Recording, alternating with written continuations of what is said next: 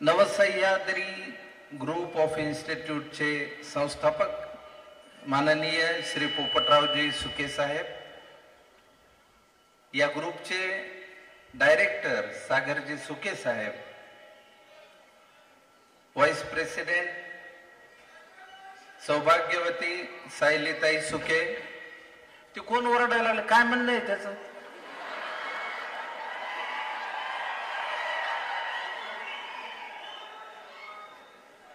हे बघ, गर्दीतनं वरडणं खूप सोपं, लक्षात ठेव.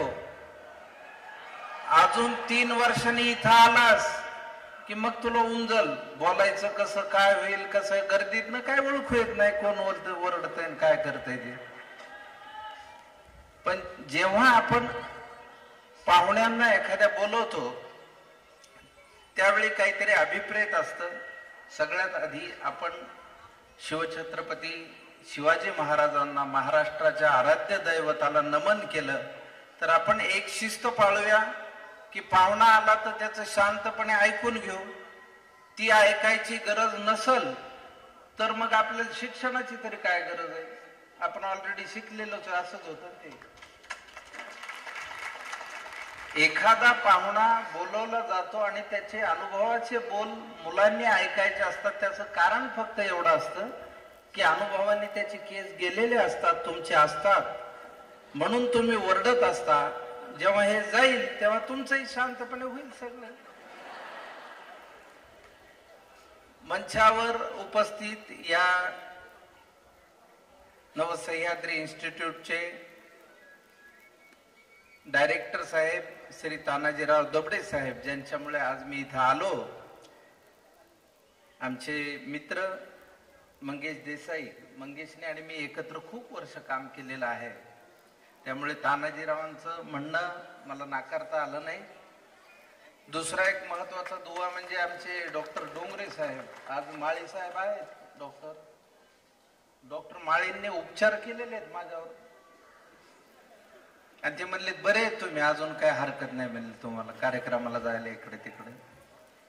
सुनंदाताई सुके, माननीय नाना सुके, इथे उपस्थित असलेले साखर कारखान्यातील सर्व संचालक मंडळ, सदस्य मंडळ, पोलीस मंडळ, इथल्या स्थानिक राजकारणातील सर्व सरपंच भगिनी, आमच्या सर्व राजकीय होतकरू नेते, युवा नेते, पत्रकार बंधू आणि नवसह्याद्रीच्या सर्व विद्यार्थी मित्रांनो, 4 गोष्टी फक्त सांगायच्या असतात. त्या आपण गॅदरिंगच्या निमित्ताने ऐकायच्या असतात.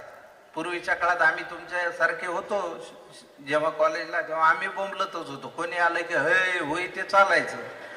पण त्या माणसाने सांगितलेल्या 4 गोष्टी जर आपल्या पदरात पडल्या आणि डोक्यात राहिल्या तर त्याच्यासारखं चांगली गोष्ट नाही, हे मात्र मी तुम्हाला अनुभवाने आणि खात्रीने सांगतो. पुढच्या आयुष्याला त्या फार मदतीला येतात, एवढं माझं मत निश्चितपणे. बरेच पोरं चांगले असतात, बरेच पोरं उद्धट असतात. आपल्याला चांगलं व्हायचं का उद्धट हे सर्वस्वी आपल्या हातात असतं. आता आम्ही आमचे मास्तर शाळेत असताना एका शेतकऱ्याची गोष्ट सांगायची. म्हणले जपानहून आपल्याकडे एक जण शेतकरी आला म्हणले आपल्या मराठवाड्यात, आणि एका आंब्याच्या झाडाखाली एक जण निवांत पडलेला त्याला दिसला. तो जपानी शेतकरी प्रोग्रेसिव्ह माणूस, त्याने त्याला उठवलं. म्हणलं मित्रा, हे मागं पसरलंय ते शेत कुणाचं आहे? हे म्हणलं आपलंच आहे. अरे म्हणलं एवढं मोठं शेत आहे, त्याची चांगली निगा राख. म्हणजे काय करू? चांगलं बी बियाणं पेर त्याच्यात. बर मग काय करू? चांगला पाणी पुरवठा कर त्याला. बर मग चांगले खत, कीटकनाशक, औषध वापर. त्याने काय होईल म्हणला? अरे म्हणलं अत्याधुनिक तंत्रज्ञान आलंय शेतीत, ते वापर. त्याच्याने काय होईल? अरे तुझं पीक चांगलं येईल, त्याने काय होईल? उत्पादन वाढेल तुझं, त्याच्याने काय होईल? बाजारात चांगला भाव मिळेल तुझ्या मालाला. ते म्हणलं मग काय होईल? अरे तुझ्याकडे चांगला पैसा येईल. ते म्हणलं मग काय होईल? तुला आरामात राहता येईल. मग येऊ म्हणलं मग आता काय करायला लागलो मी? पुन्हा जाऊ. गोष्टीतला शेतकरी व्हायचं नाही असं मास्तरांनी सांगितलं होतं. ती गोष्ट लक्षात राहिली. उद्धट मुलाचं काय असतं? उद्धट मुलाला शिकण्याची म्हणजे 2 पद्धती असतात. ज्याचे कान जास्त उघडे तो आयुष्यात पुढे जातो, ज्याचं तोंड जास्त उघडं तो आयुष्यात फार पुढे जात नाही. शिक्षणाच्या काळामध्ये जेव्हा आपण विद्यार्थी म्हणून शिकत असतो त्यावेळी आपले कान सदैव उघडे पाहिजेत आणि तोंड नेहमी बंद पाहिजे. कारण पुढे तुम्ही एका स्तरावर पोहोचल्यानंतर नेमकं काय उघडं ठेवायचं हे तुम्हाला कळत जातच. आयुष्य तुम्हाला शिकवत जातं तुमचं तोंड उघडायचंय की कान उघडायचं. तुम्ही ह्या वयात जेवढे कान उघडे ठेवाल तेवढे पुढच्या आयुष्यामध्ये मोठे व्हाल आणि मग तुम्हाला बोलण्याची संधी मिळेल. त्यावेळी व्यक्त होताना तुमचे अनुभव ऐकण्यासाठी पुढच्या पिढ्या आसुसलेल्या असतील. उद्धट पोरांचं काय असतंय का शाळेत एक उद्धट पोरगा होता असा, शाळेत गेला, मास्तर म्हणले खरे बांड्या काल का नाही आलास? ते म्हणलं का? काल आलेले काय कलेक्टर झाले सगळे. आज तुला उशीर का झाला शाळेला यायला? ते म्हणला माझ्या भरोश्यावर बसत जाऊ नका, तुम्ही शिकवायला सुरुवात करीत. मास्तर म्हणले उद्या उशिरा आला तो कोंबडा करेल. ते म्हणला काळ्या रश्यात करा झणझणीत करा. हा उद्धटपणा ठीक वाटतो, पण जेव्हा आपण शैक्षणिक क्रमामध्ये असतो तेव्हा आपण शिकतो काय, आपण वाचतो काय, आपण बघतो काय. आज पोपटरावांनी शून्यातून हे विश्व उभं केलंय याची मला कल्पना आहे. आज 2010-11 साली सुरू झालेले एक छोटस बीज आहे आणि आज त्याचा एक मोठा वृक्ष झालेला आहे. कुठलीही गोष्ट करताना किती मेहनत लागते हे त्या संस्थापकांना कळत असतं. मला माहिती आहे पोपटराव की तुम्हाला हे सगळा डोलारा उभा करताना सुरुवातीला किती अडचणी आल्या असतील, तुम्ही किती निराश झाला असताल, किती वेळा नुकसान झालं असेल, या सगळ्याची मला कल्पना आहे. पण तुम्ही ज्या पद्धतीनं उभं राहिलात आणि ही संस्था उभी केली ना, आता तुम्ही बी फार्मचं पण एक नवीन हे सुरू करताय, मी मनापासून तुमचं अभिनंदन करतो. कारण ग्रामीण भागातल्या विद्यार्थ्यांना शिक्षणासाठी तुम्ही हे सगळं उपलब्ध करून देताय ही जास्त महत्वाची गोष्ट आहे. माझ्यासारखा विद्यार्थी खेड्यापाड्यातनं आलेला आहे, त्याच्यामुळे नवीन शहराजवळ अशा पद्धतीची शिक्षण संस्था बघितली की मला मनापासून आनंद होतो. कारण आमच्या काळात आम्ही फार धडपडत शिकत आलो. आता मी नट म्हणून सगळ्यांना माहिती आहे, सरांनी मगाशी माझं कौतुकही केलं, बरीच बक्षिसं मिळाली, हे केली. पण सुरुवातीची धडपड आमची तुम्हाला काय सांगायची. मला आठवतंय मी आणि मंगेश देसाई त्या काळात हौशी रंगमंचावर काम करायचो आणि शिकण्याची धडपड जी असायची ती फार अवघड असायची. म्हणजे आम्ही एकदा अंधार यात्री नावाची एकांकिका केली. त्या एकांकिकेत मी मसणजोग्यांच्या जीवनावरची एकांकिका होती आणि त्यामध्ये मी बापाचा रोल केला होता, मंगेशने मुलाचा केला होता. भारतरत्न डॉक्टर बाबासाहेब आंबेडकरांच्या विचारांची ती एकांकिका होती. त्या मुलाला असं वाटतं की शिक्षण हे वाघिणीचं दूध आहे आणि मी ते शिकलं पाहिजे. आणि बाप म्हणत असतो की आपली ही परंपरा आहे, प्रेत जाळणं आणि त्याच्यावर जगणं, त्याच्यावर आयुष्य काढणं हे आपलं आयुष्य आहे. मुलाला हे मान्य नाही. तो बापाशी भांडतो, शहरात जातो, शिकून येतो, त्याला एक छोटीशी नोकरी मिळते. मग तो बापाला सांगायला येतो, तो येऊन बघतो तो बाप मेलेला आहे. मग बापाच्या चितेला आग लावून तो शेवटचे डायलॉग्स म्हणतो आणि प्रकाशाच्या दिशेने जातो. असा एकांकिकेचा शेवट होता. दिग्दर्शक मी असल्यामुळे मी असं म्हणलं की आपण स्टेजवर चितेचा सीन करू. त्या काळात नवनवीन प्रयोग करायचे असायचे, बरं माहित तर काही नसायचं. त्या चितेच्या मागे एक मित्र बसवला होता, त्याच्या हातात रॉकेलच्या बोळ्यांचा स्टँड दिला होता आणि मंगेशनी येऊन काय करायचं होतं, फक्त माचीसची काडी पेटवायची, एका रॉकेलच्या बोळ्याला लावायची, ते बोळे पेटत जाणार, मंचावर अंधार होणार आणि ती चिता पेटलेली दिसणार. आईने एकांकिकेत प्रयोगात चिताच पेटली नाही. ते सगळ्यात पहिल्यांदा माझ्या लक्षात आलं, तो माग बसलेल्या मुलांनी शिवी दिली म्हणून. आईला म्हणलं इतके वेळ बसवलं बस. मग मला कळलं की चिताच पेटलेली नाही. बरं मला मान वळवून बघताही येत नाही कारण मी मेलेला आहे. डोळे किलकिले करे पण बघितलं तर वर लाईट चालू. मंगेशने डायलॉग्स म्हणले आणि तो प्रकाशाच्या दिशेने गेला, पडदा पडला आणि आमच्यात भांडण. मी मंगेला म्हणलं काय यार, म्हणले एक माचीस तुला पेटवून तुला त्या बोळ्याला लावता येत नाही. ते म्हणलं माचीस मध्ये एकच काडी होती, मला पेटवायला गेलो तो गुल तुटला आणि काडी पडली. म्हणला कुठतरी डायलॉग म्हणू का गुल शोधू म्हणला. मग तेव्हापासून ठरवलं सिगरेट बिऱ्या ओढणारे मित्र कधीही जवळ ठेवायचे नाहीत. कारण आम्ही नवी माचीस आणली होती, कोणतरी एखाद्या ओढणाऱ्याने ती घेतली त्याच्याकडे ती ठेवली. त्यात पुढे आमची पंचायत अशी झाली. पुढे आम्ही देता आधार का करू अंधारच्या एकांकिकेमुळे गाजलो, ती एकांकिका केली. त्या एकांकिकेमध्ये मंगेशनी कृष्णाचं काम केलं होतं आणि मी मांजर सुंबेकरचं. मांजर सुंबेकरचे बरेच वाक्य डायलॉग्स होतात आणि त्यानंतर कृष्णाची एंट्री होती. कृष्णाच्या एंट्रीला महाभारतचं म्युझिक. त्या काळात महाभारत फेमस होतं, सिरियल महाभारत असं आपले. आणि सकाळ झाली की सर्व आपली जुन्या पिढीला आठवत असेल, आपण टीव्ही समोर बसायचो. तर मंगेशची एंट्री झाली, महाभारतचं म्युझिकच वाजलं नाही. त्याच्यावर माझे डायलॉग होते पुढं, दिसला कृष्ण की वाजव महाभारत, दिसला कृष्ण की वाजव महाभारत. म्युझिक द्यायला तरी काय बुद्धी लागते आपल्याकडे. किशोरी आमोणकर, श्रुती सडोलीकर, शोभा गुरुटुरीत, कुणालाही सांगायचं बाई मांजर सोंब्याची एकांकिका आडली, 2-4 आलाप देतात, अशा पद्धतीची वाक्य होती. म्युझिक वाजलं नाही तर पंचायत झाली, डायलॉग काय बोलणार आता. मंगेश बिचारा गोवर्धन पर्वत ह्या करंगळीवर घेऊन उभा आहे, त्याला हळू बाजूला केलं. मग विंगेत त्या काळात आमचा म्युझिकवाले विंगेत बसायचे, तो बसला होता. मग त्याला हळूच प्रेक्षकांना कळणार नाही अशी खून केली म्युझिक वाढवायसाठी. त्यांनी म्युझिक वाढवलं मला, पण म्युझिक नाहीच. मग लोक असं ओरडणारे मित्र असतात, हे विसरला का वगैरे, ते सुरू व्हायच्या आधी म्हणलं वाजवणार होतास ना महाभारतचं म्युझिक. पाहिली मी कॅसेट तिथं करून, ते कंटिन्यू केलं.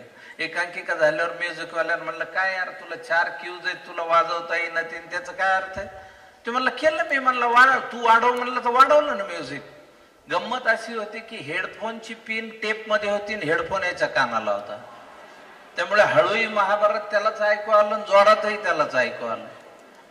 एकांकिका शिकत असताना धडपडत आम्ही खेड्यातनं हळूहळू जेव्हा शहरात आलो, म्हणजे थोडक्यात भारतातनं जेव्हा इंडियात आलो, त्यावेळी आज इंडियाची परिस्थिती बघितल्यानंतर लक्षात येतं की शिक्षण, ज्ञान ही कुणा वर्गाची, कुणा वर्णाची, कुणा जातीची मक्तेदारी नाही, ती प्रत्येकाचा अधिकार आहे आणि प्रत्येकाचं कर्तव्य ज्ञान मिळवून हुशार होणं. कारण तुम्हाला तात्पर्य कथा सांगतो, आम्ही जरी असे ग्रामीण भागातनं आलो तरी पण शहरातले मुलं आमच्यापेक्षा कधी न्यूनगंड एक मनात येतो. आपण शहरात गेलो की त्यांची भाषा ऐकून, बरं मी मराठवाड्यातला, माझी भाषा अशी, बरं मी म्हणलं आपण कशाला हापकायला पाहिजे. तात्पर्य कथा अशी की आपल्याला, तुम्हाला टोपीवाल्याची आणि माकडाची गोष्ट माहितीये का. माकड आणि टोपीवाला गोष्ट ऐकली असेल ना तुम्ही, त्याचा सेकंड पार्ट ऐकलाय का, तो महत्वाचा आहे. टोपीवाला म्हातारा झाला आणि त्याचा नातू बिझनेस मध्ये आला. मग त्यांनी नातवाला सांगितलं, हे बघ म्हणलं तू टोप्या विकायला जाशील, जंगलात जाशील, दशम्या खाशील, झोपशील, आपली खानदानी सवय ती, माकडं टोप्या नेतील, नंतर उठल्यावर त्यांना वाकडं दाखवतील, नंतर त्यांना दगड फेकून मारते, फळं मारतील, मग फळं खा, नंतर टोपी काढून टाक, ते टोप्या टाकतील, मग त्या गुंडाळ बाजारात जाऊन विकून येईल.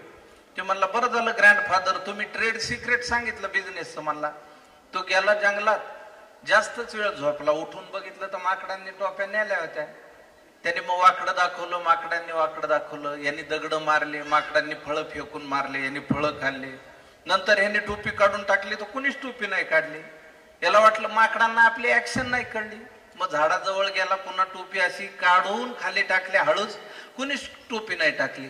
एक जाड माकड खाली आलं, त्याच्या एक थोबाडीत दिली आणि त्याला म्हणलं तुला एकट्यालाच आजोबा आहेत काय. आजोबा प्रत्येकाला असतात. ज्ञान मिळवणं हे प्रत्येकाचं कर्तव्य, प्रत्येकाचं काम आहे.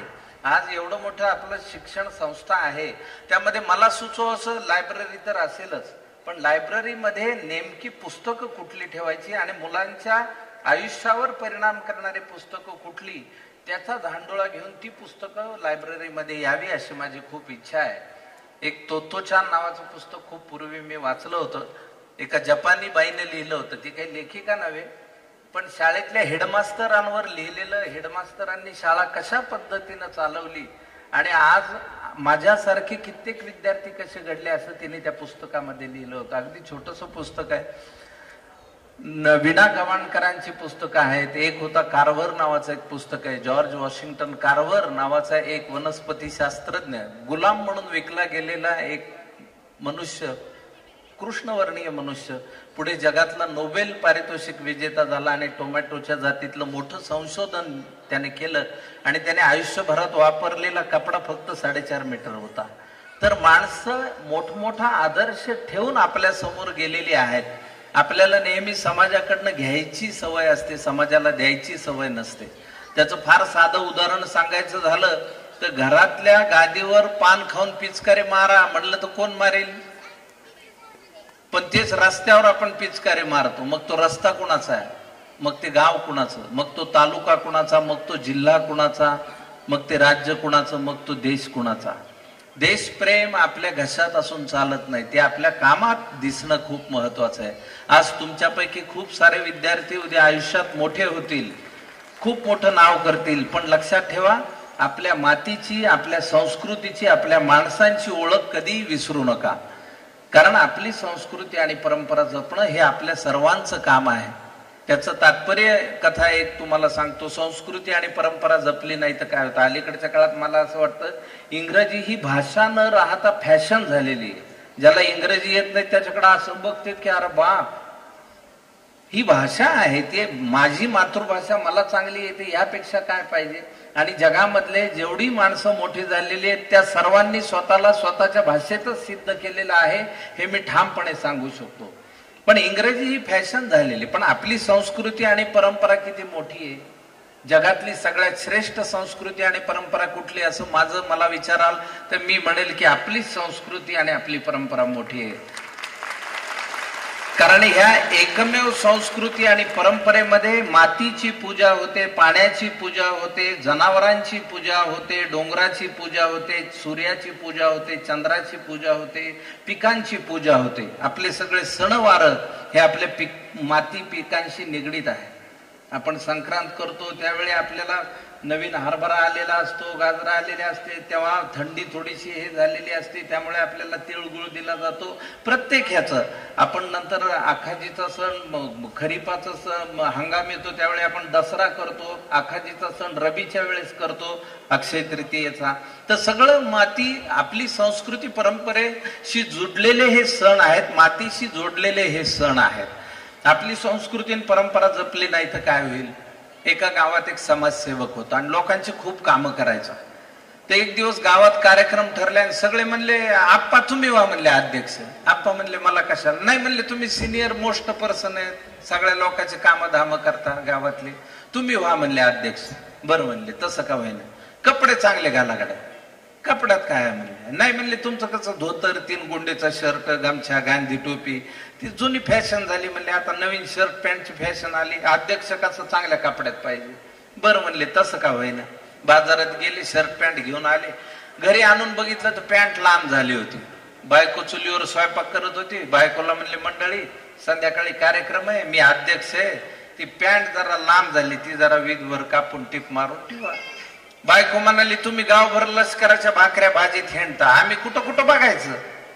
जा तुमच्या आईला सांगा, मला दिवसभर टोचून बोलण्याशिवाय काय काम असतं त्यांना. बरं म्हणले आईकडे गेले, म्हणले मातोश्री संध्याकाळी कार्यक्रम आहे, आम्ही अध्यक्ष आहे, पॅन्ट जरा लांब झाली. ती म्हणली आज एकादश आहे, आई कवर पुरायची तुला, जा बायको करून दिली लेख आहे त्यांना सांग कुणाला. बरं म्हणले लेखीकडे गेले, म्हणले माझ्या संध्याकाळी कार्यक्रम आहे. ती म्हणली पप्पा आमचा रेतीवाला नवऱ्यावर डॅन्स आहे संध्याकाळी. ती गेली तालमीला. जे कंटाळले, कपडे गुंडाळले, अलमारीत टाकले, गावात काम करायला गेले. तासाभराने बायकोचं स्वयंपाक पाणी उरकलं, निवांत बसली होती. तिला आठवलं बाया नवरा आज अध्यक्ष आहे, पॅन्ट लांब झाली, तिने अलमारीतनं काढली, विधभर कापली, टीप मारून ठेवून दिली, शेजारणीकडे गप्पा मारायला गेली. अर्ध्या घंट्याने म्हातारी आली.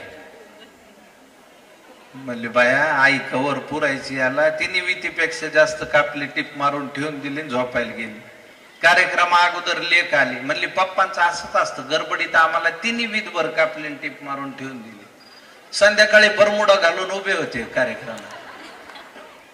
तर आपल्या भाषेचा, संस्कृतीचा, परंपरेचा बरमुडा होण्या अगोदर तिचं जतन करणं हे आपल्या सगळ्यांचं कर्तव्य आहे.